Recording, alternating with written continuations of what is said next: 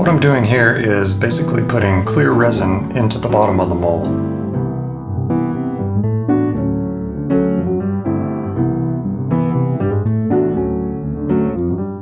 You'll see that I'm spreading it out all the way to the edges, and then I'll actually spread it down into the crystal formations themselves.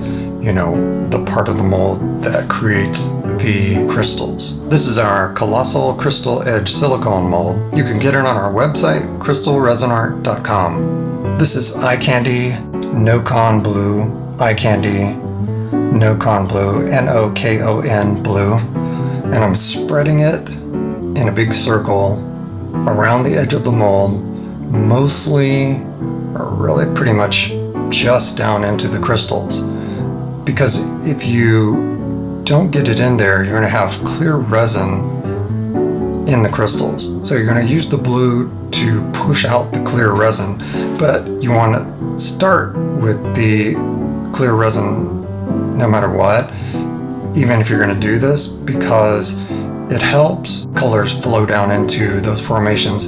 And by the way, using a dark color on these crystals will maintain the reflective potential of the crystals. The next color that I'm using is Art Pro Ocean Blue. Why use two blues? Blues work very well together. And actually, in the end result, you'll see that they are very different. Now I'm using Slice of the Moon True Red. It's always good to use color complements, and red is a color complement of blue.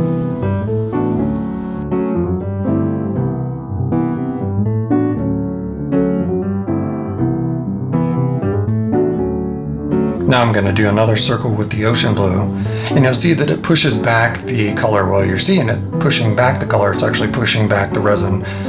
Every time you add more volume, it's going to push it back just a little bit. So I did the ocean blue, now I'm going to do the true red again.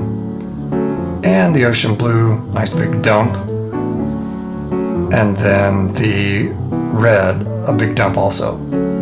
And again, I'll push everything back, and it'll start to pull back in toward the center. You'll see that with the time lapse. Now I take the heat wand and get the colors moving. Another time lapse, and you can see it start to move and form cells. The last thing I do is scrape out some glass glitter mixed in resin into the center, nudge it toward the center a little bit better. Now it's time to demold. It took quite a long time, it's a big mold. Nice. Yep, looks pretty good.